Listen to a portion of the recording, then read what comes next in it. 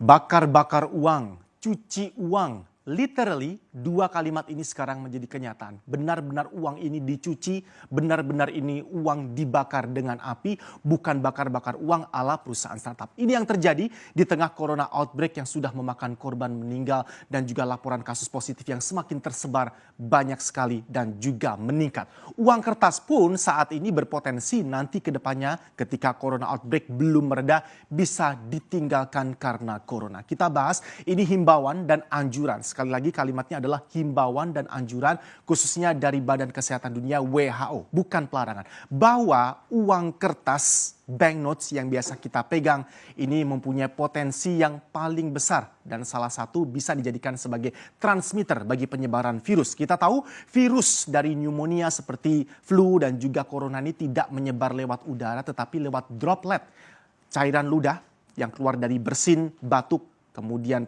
cairan air mata dan apapun yang keluar lewat cairan droplet yang keluar dari manusia yang terinfeksi tadi. Ini adalah himbauan dari WHO, Badan Kesehatan Dunia tentang uang kertas. Dan ini langsung direspon dengan cepat hampir merata ke seluruh 100 negara saat ini mengenai kekhawatiran bahwa virus ini bisa menyebar cepat melalui peredaran uang kertas. Kita tahu benda mati berupa uang kertas atau banknote ini peredarannya perpindahan dari satu tangan ke tangan sangat cepat dan sangat mobile sekali. Bahkan dalam hitungan detik uang beredar di dunia ini memang perpindahan dan sirkulasinya tidak bisa dihitung. Sepersekian detik sudah berpindah tangan dari satu orang ke orang yang lain. Ini dikhawatirkan oleh WHO kalau kita harus lebih berhati-hati. Ini tidak disarankan atau tidak dilarang menggunakan uang kertas, tapi disarankan lebih hati-hati dalam memegang uang kertas dan perlakuan kita akan uang kertas. Maklumat ini dikeluarkan di 8 Maret 2020 bahwa ada potensi besar virus tadi bisa menempel di permukaan banknote atau uang kertas yang sering kita gunakan untuk transaksi sehari-hari. Ada kemungkinan COVID-19 bisa berpindah tangan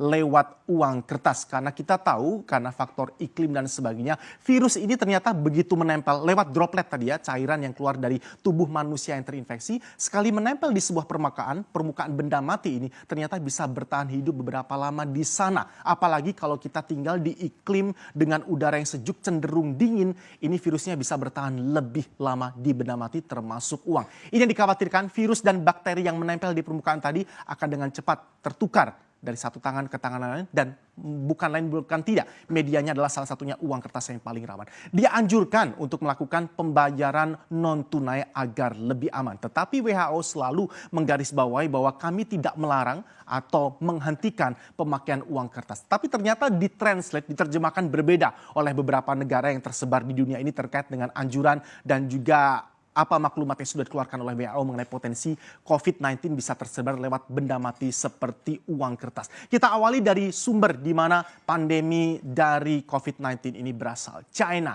ini yang kita bilang tadi, uangnya dicuci.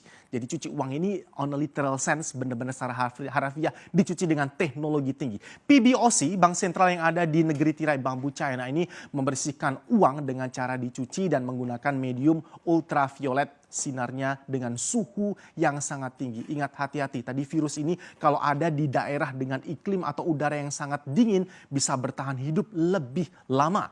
Jadi dengan suhu tinggi ultraviolet uangnya dicuci oleh Bank Sentral Amerika Serikat. Bank Sentral China. Bank Sentral China atau PBOC, People's Bank of China juga menganjurkan dan meminta untuk mengembalikan uang kertas yang beredar berasal dari zona merah. Ini adalah daerah-daerah yang paling rawan beresiko tinggi dari laporan-laporan COVID-19 berasal dan juga sebaran paling banyak di negeri China. Bank Sentral China meminta uang kertas yang beredar dari zona merah tadi segera dikembalikan dan ada report yang sangat terstruktur dan rapi di sana. Sehingga uang-uang tadi dikembalikan, akhirnya disterilkan untuk dikembalikan lagi ke para pengguna uang di negara tersebut masyarakat. Dan tidak tanggung-tanggung, tidak hanya disterilkan. Bagi Bank China, menurut perspektif mereka kalau uang ini memang benar-benar ternyata terdeteksi bakterinya paling tinggi atau berasal dari daerah utama zona merah dari penyebaran virus COVID-19 akan dibakar. Karena berpotensi terkontaminasi sudah lebih parah. Dibakar benar-benar dimusnahkan dan mereka akan tentu saja mencetak sejumlah uang yang sudah dibakar tadi. Ini secara harafiah ada pembakaran dan juga pencucian uang di negeri tirai bambu. Negeri berikutnya Korea Selatan, kita tahu juga ini banyak sekali laporan kasus yang datang dari Korea Selatan. Bank Sentral Korea langsung menghentikan sirkulasi uang kertas dalam waktu 2 minggu sambil mereka menantikan seperti apa progres berikutnya dari penyebaran wabah COVID-19 khususnya di negeri ginseng Korea Selatan ini. Ada juga sama seperti tirai bambu, mereka membakar sebagian besar uang kertas untuk bisa membatasi penyebaran virus, khususnya uang kertas yang didetek atau tadi ya ada report mereka bisa trace back dengan kecanggihan teknologi dari Bank Sentral tadi. Uang ini berasal dari zona paling rawan penyebaran COVID-19 di negeri ginseng. Dibakar dan juga bahkan dihentikan saat itu juga sirkulasinya dalam waktu 2 minggu paling tidak selama wabah ini masih terus mengganas.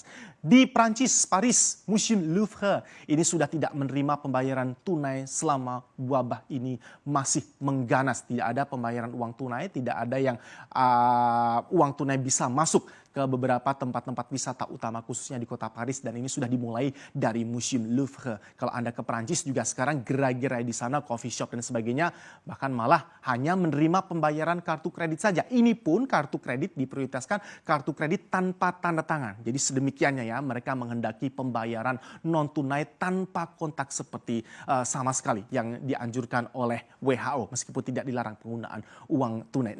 Masih ada pertanyaan juga nih dari negara Inggris misalnya. Karena Bank of England, BOE, tidak serta-merta menerjemahkan tadi dengan melakukan hal serupa kebijakan. Karena BOE, Bank of England, Bank Sentralnya Inggris Raya mengatakan tidak hanya uang kok. Dan uang ini bukan berarti ditempatkan di resiko paling tinggi. Karena droplet atau cairan tubuh manusia yang terinfeksi tadi bisa menempel di benda mati apapun. Meja, kemudian permukaan handle di dalam kereta, di dalam taksi, pesawat dan sebagainya. Sehingga BOE mengatakan belum perlu diambil tindakan setegas membakar uang atau mencuci uang sebagaimana yang sudah dilakukan beberapa negara. Begitu maklumat dari WHO tadi keluar. Jadi Bank of England tetap bersikukuh belum akan melakukan pembakaran ataupun pencucian uang secara literally tadi ya.